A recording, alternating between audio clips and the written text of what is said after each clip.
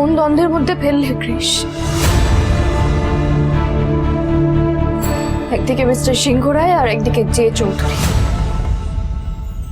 যাকে দাদা বলে সত্যি ডাকতে খুব ইচ্ছা করে জানো তো, কিন্তু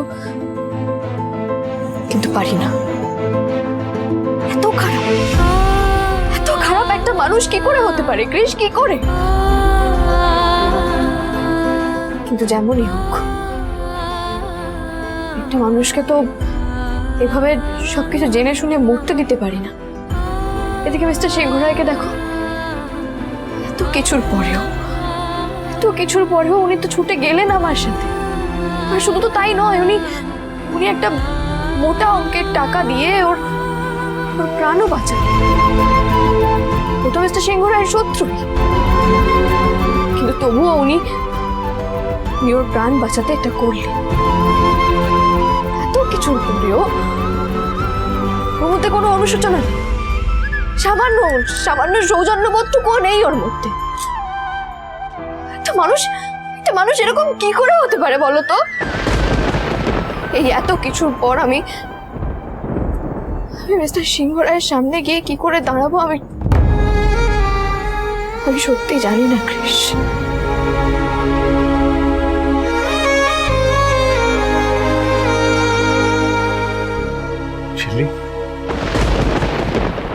ভুলে যাও সবটা।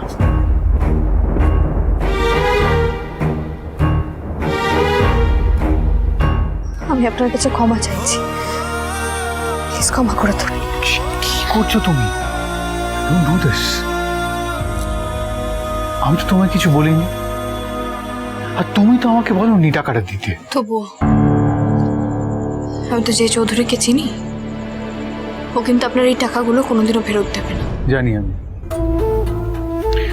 আর আমি এক্সপেক্ট করি না। আমি এক্সপেক্ট করি না ওর ভদ্রতা, আমি এক্সপেক্ট করি না ওর এই টাকাটা শোধ দেওয়া। Neither do I expect his apology. তাহলে কেন দিলেন? ও তো আপনার শত্রু। আমি আপনাকে ওখানে নিয়ে গিয়ে কাজটা করতে বাধ্য করলাম না তো? না ছিলি, জেনে রাখো কেউ আমায় কোনো কাজ করতে বাধ্য করতে পারে না।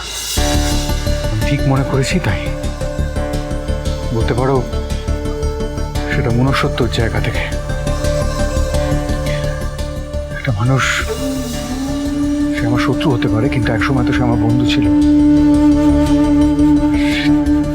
তার প্রাণ চলে যাবে একটা কোনো ভুলের জন্য।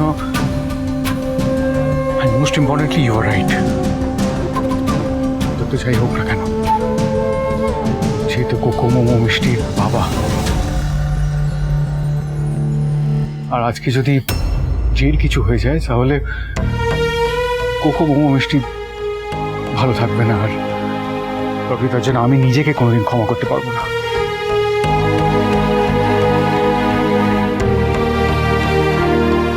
আমি একটা সিদ্ধান্ত নিয়েছি,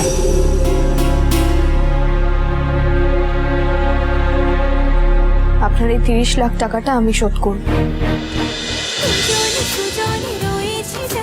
তেঁতুল পাতা সোম থেকে রবি প্রতিদিন সন্ধ্যে 6টায় স্টার জলসায় ও জিও হটস্টারে।